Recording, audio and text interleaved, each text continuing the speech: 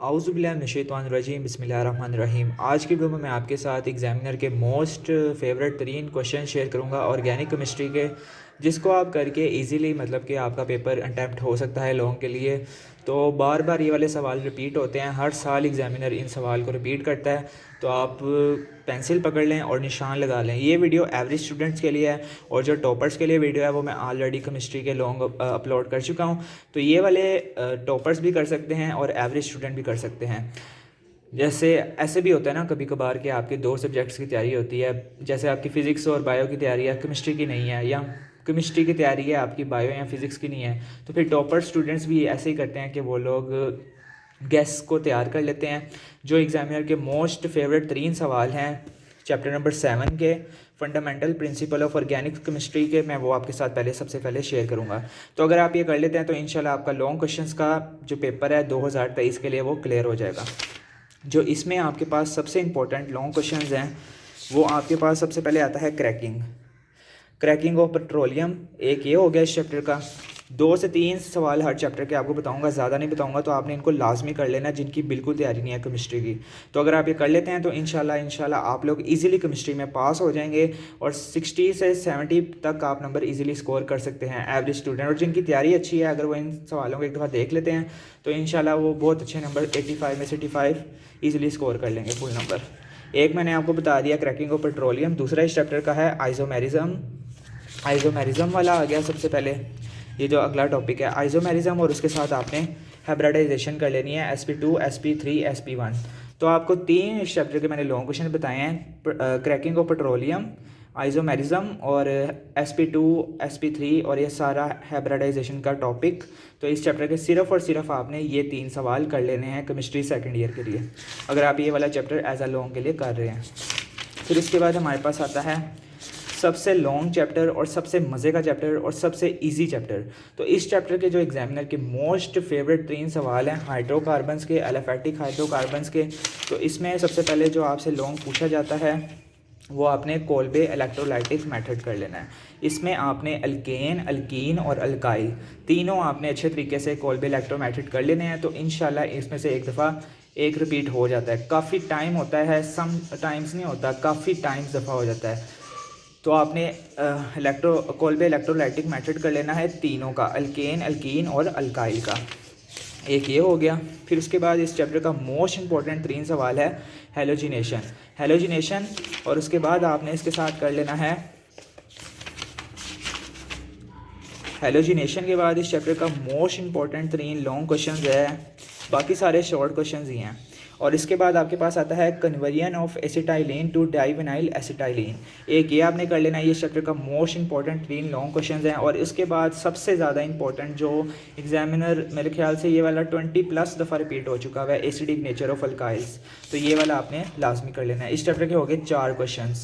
First of all Kolbe electrolytic method का alkane, alkyne, alkyne, वो एक ही सवाल है, अगर आप एक को समझ लेते हैं तो आपका हो जाएगा। एक वो हो गया, एसिडिक नेचर ऑफ अल्काइल हो गया, और ये ऊपर वाला हो गया conversion of acetylene to divinyl acetylene, और एक हो गया हमारे पास हेलोजिनेशन। तो इस चैप्टर के आपने 4 लॉन्ग क्वेश्चंस कर लेने हैं। एवरेज स्टूडेंट का फॉर्मूला बता रहा हूँ, इजीली आप पास हो सकते हैं।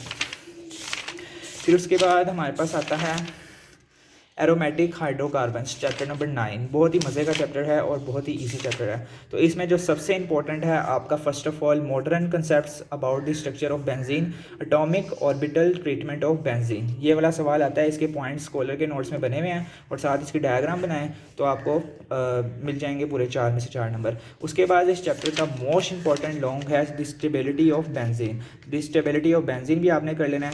फिर उसके बाद इस चैप्टर का मोस्ट इंपॉर्टेंट 2 हो गए प्रिपरेशन ऑफ बेंजीन, ज़्यादातर शॉर्ट में पूछे जाते हैं, तो अगर आपने इसको शॉर्ट के लिए तैयार किया तो आपका इजीली लॉन्ग भी अटैम्प्ट हो जाएगा। फिर 2 हो गए इस चैप्टर के। उसके बाद आपके पास जो सल्फनेशन है और हेलोजिनेशन है, इसमें हेलोजिनेशन और सल्फनेशन ये भी लॉन्ग पूछ सकता है, लेकिन मोस्ट इंपॉर्टेंट मैंने आपको अभी तक 2 बताए हैं, ऑर्बिटल वाला और स्टेबिलिटी ऑफ बेंजीन। उसके बाद आपके पास जो मोस्ट इंपॉर्टेंट है इस चैप्टर का फ्रीडल क्राफ्ट रिएक्शन है। मैंने आपको पहले भी कहा है जो साइंटिस्ट के नेम से रिएक्शंस होते हैं वो बहुत ज़्यादा इंपॉर्टेंट होते हैं, तो आपने उसको लाजमी करके जाना है। तो ये वाला हर साल ही रिपीट होता है, या तो अल्काइलेशन पूछ लेता है या एसिलेशन पूछ लेता है। ठीक है। तो इनमें से ऐसा भी हो सकता है कि आपको दोनों दे दे, तो अगर आपका एक दोनों आपको तैयार अच्छे तरीके से होने चाहिए। तो इस चैप्टर के मैंने आपको 3 से 4 लॉन्ग क्वेश्चन बताए हैं। एक हो गया हमारे पास स्टेबिलिटी ऑफ बेंजीन, एक हो गया हमारे पास एटॉमिक ऑर्बिटल ऑफ बेंजीन, और एक हमारे पास हो गया फ्रीडल क्राफ्ट रिएक्शन और सल्फनेशन और हेलोजिनेशन की मैकेनिज्म आपने साथ कर लेनी है। बाकी जो है इसमें ये सारे शॉर्ट के लिए आपने तैयार कर लेने हैं। 4 मैंने आपको बताए हैं। और उसके बाद हमारे पास आता है अल्काइल हैलाइड्स। अल्काइल हैलाइड्स में आपके पास मोस्ट इंपॉर्टेंट लॉन्ग क्वेश्चंस हैं। ये वाला सम टाइम्स होता है कि वो पूछ लेता है, लेकिन जो इस चैप्टर की जान क्वेश्चन कहते हैं ना जिसे, वो SN1, SN2, beta elimination, beta E1 और E2, ये 4 जो हैं ये बहुत ज़्यादा इंपॉर्टेंट है। फिर उसके बाद ग्रिग्नार्ड रीजन, तो ये आपने कर लेने हैं एज अ लॉन्ग के लिए चैप्टर 10 के लिए। 3 टॉपिक्स बताए हैं, SN1, SN2, E1, E2 और ग्रिग्नार्ड रीजन। 3 इस चैप्टर के आपने लॉन्ग क्वेश्चंस कर लेने हैं। फिर इसके बाद हमारे पास आता है चैप्टर नंबर 11। चैप्टर नंबर 11 में इस दफ़ा आपका लॉन्ग क्वेश्चन नहीं आ रहा, तो इसका मैं आपको लॉन्ग क्वेश्चन नहीं बताऊँगा। चैप्टर नंबर 12 का आप सबको ऑलरेडी पता होगा। 3 इस चैप्टर की जान क्वेश्चन हैं। एल्डिहाइड्स एंड कीटोन चैप्टर जो है ना आपका, चैप्टर नंबर 12, इसके 3 ऐसे सवाल हैं जो बार बार पूछे जाते हैं, अल्डोल, कैनिज़ेरो और हेलोफॉर्म रिएक्शंस।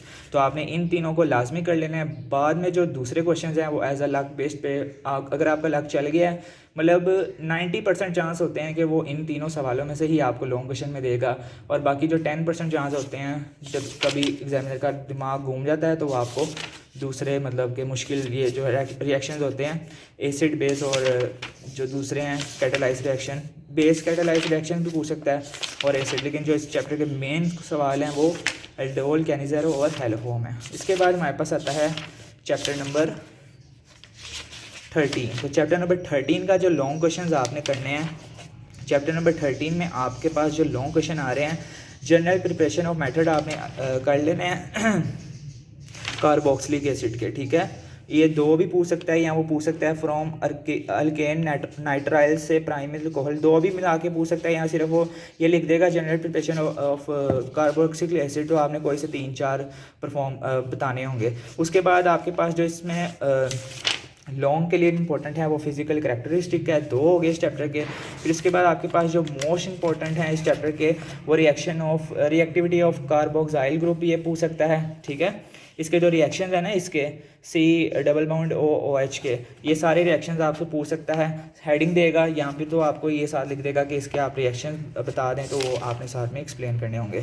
तो इसके बाद जो इस चैप्टर का मोस्ट इंपॉर्टेंट है वो फॉर्मेशन ऑफ ईस्टर है। ईस्टर वाला आपने लाजमी कर लेना है, एज अ लॉन्ग भी पूछा जा सकता है और एज अ शॉर्ट भी पूछा जा सकता है, तो आपने इसको लाजमी करके जाना है।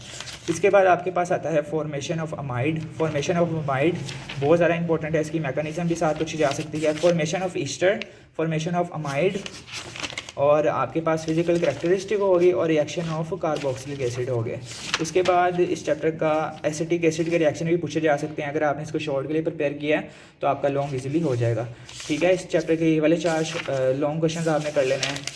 फिर उसके बाद हमारे पास इस चैप्टर में अमाइनो एसिड है। अमाइनो एसिड के टॉपिक से आपसे अमाइनो एसिड के रिएक्शंस पूछे जा सकते हैं, तो आपने अमाइनो एसिड के रिएक्शंस अच्छे तरीके से कर लेने हैं। एज अ लॉन्ग भी पूछे जा सकते हैं, एज अ शॉर्ट भी पूछे जा सकते हैं।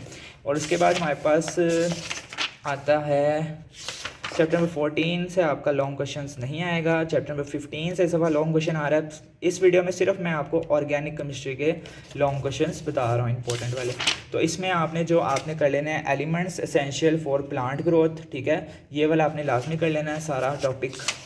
इसके बाद क्लासिफिकेशन ऑफ फर्टिलाइज़र्स कर लेने हैं, एक हो गया एलिमेंट्स वाला, एक हो गया क्लासिफिकेशन ऑफ फर्टिलाइज़र्स। फिर इसके बाद ये सारा आपने करना है। अगर आपने इसको शॉर्ट्स के लिए तैयार किया हुआ है ना, तो आपके लिए लॉन्ग के लिए तैयार करना मुश्किल नहीं होगा बिल्कुल भी। उसके बाद इसमें आपके पास आता है सीमेंट का फुल टॉपिक आपने अच्छे तरीके से कर लेना है, सीमेंट का फुल टॉपिक। फिर उसके बाद पेपर इंडस्ट्री का रेयर चांस होता है, लेकिन pulping process is most important. तो इस चैप्टर के 4 से 5 लॉन्ग क्वेश्चंस आपको बताए हैं, तो आपने ये वाले लाजमी कर लेने हैं। उम्मीद करता हूँ आपको आज की वीडियो पसंद आई होगी। आने वाली वीडियो में मैं आपको जल्दी अपना शेड्यूल अपलोड करूँगा कि आप किस तरह कम वक्त में केमिस्ट्री की तैयारी, मतलब किस तरह आपने अपने डेज़ को मैनेज करना है। कितने आपके पास तकरीबन ईद के बाद 20 दिन रह जाएंगे, 20 से 25 दिन, तो आप लोग किस तरह अपने आप को प्रिपेयर कर सकते हैं। आपने बड़ी वीडियो को लाजमी वॉच करना है। मैंने ऑलरेडी बहुत सारी इंपॉर्टेंट एसेस की वीडियो, इंग्लिश की तैयारी की वीडियो, और बहुत जल्द मैं अपने चैनल पर टाइम मैनेजमेंट की वीडियो भी अपलोड करूँगा। मेरी वीडियोस आपके लिए बहुत ही हेल्पफुल होंगी इंशाल्लाह। तो आपने मेरी वीडियोस को फुल वॉच करना है और आपको अपने दोस्तों के साथ भी ज़रूर शेयर करना है जो जिनकी बिल्कुल तैयारी नहीं है, तो इंशाल्लाह उनको मेरे चैनल से बहुत ज़्यादा फ़ायदा होगा। तो मिलते हैं नेक्स्ट वीडियो के साथ, तब तक के लिए मुझे अपनी दुआ में याद रखें। अल्लाह हाफिज़।